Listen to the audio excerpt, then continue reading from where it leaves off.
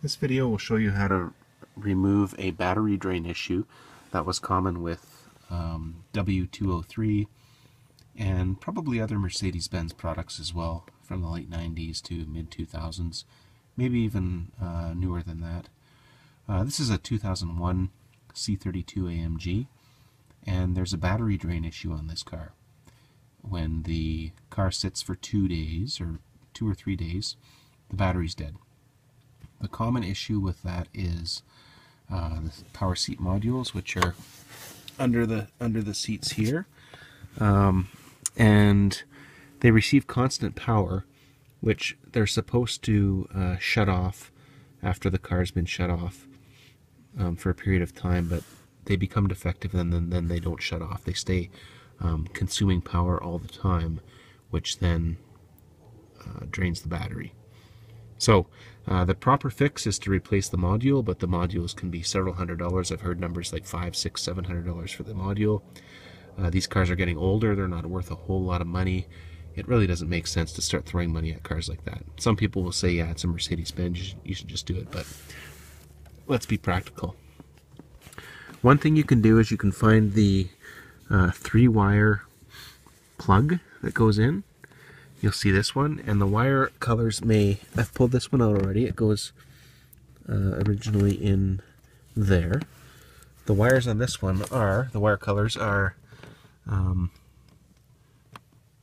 red and green, like a Christmas theme, brown, which is ground, red and green, which is constant power, and this other one, which is like a pink and a black, which is switched power. So when the key is switched on, it gets power. So the fix is, or the quick and dirty fix is, which makes the most sense in my opinion for these cars, which is not my fix, it's a fix that other people have figured out over the years. I'm just showing a video on it, is to, well, first of all, peel back the insulation so you have some wire to work with, but to effectively cut the constant power wire and tie that wire which would go like from the wire up here into the module. Tie that piece of wire into the switched wire. So tie the red and green into the pink and black source. And effectively what you're doing then is you're removing the constant power from the module manually, and causing the module to only have power when the switched 12-volt power source is on. So when the ignition switch is on. So your power seats won't work when the switch is off, which is a bit of a pain, but not really a big deal. Turn the key on, then your power seats will work, and that way when your key's off, there's no power, because you've cut the red and green wire. There's no power going into the module at all. So I'm going to pull this insulation back here, this electrical tape, and get some wire to work with, then I'll show you the next step. Okay, you see what I've done here is I've taken the electrical tape off and pulled this insulator back so we have some wire to play with. Remember the Christmas tree wire, the green and red is the constant power. That's the problem child, okay? So we're going to cut that wire, okay, and get rid of that constant 12-volt power source. Now the switched wire is this one here that I've put this blue thingy on. This blue thing's called a tap connector, and what it's going to do is I've slid the wire in to the back of the connector, and then this little guy here, when we crimp this on, it's going to press into that wire and tap into that wire, and we're going to put in our Christmas wire into the second slot. You see there's 2 slots on these connectors. So you can kind of tie 2 wires together. So we're going to cut the Christmas wire.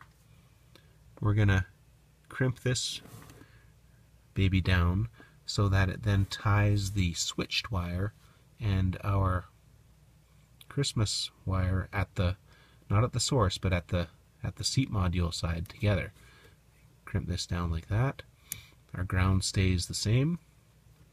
And then what we'll have done is we'll have removed that problem constant power source when the ignition switch is off. So basically the 2 wires here that get power at different times are going to only have power when the ignition switch is on, and that's going to fix our battery drain issue. So I'm going to do that. I'm going to cut the wire, put it all together, and show you the end result. Okay, I'm going to cut the wire around here somewhere so we have some room to work. This is the constant power wire, which is the problem. Okay, that wire's been cut now. And we'll probably just remove a little bit so we don't have any contact going on.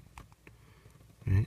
If we move back a little bit, get rid of that little piece, and then we'll cover that up and we'll tape that up real nice. We'll do the crimp, and once it's all crimped together, I'm kind of working with one hand here, guys, but eventually I'll get a better camera setup. There's enough of a gap there that this wire's not going to touch and create a problem again. We'll pull the insulation back there when we're done, tape it all up nice with electrical tape, and that's our quick and easy $2 fix. Okay, we've got those two wires crimped together. You can see this just, I think you can see, crimps down. It pushes that metal thing into both wires, which basically joins the wires together. So now we have power coming from the switched wire, again the black and pink wire, feeding both that original wire and our problem wire that was once constant 12 volts, which has now been cut here. So the problem's been removed back here, and our switched wire, which is not a problem because it only operates when the car is switched on, is now feeding both 12 volt sources. The ground stays unchanged. So we'll tape this up real nice with black electrical tape. It's a bit of a hack job, I'll admit, but given the price of these guys, it's just not worth it to do it any other way. This works fine. If you want to move your seat around, turn the key on. Thanks for watching.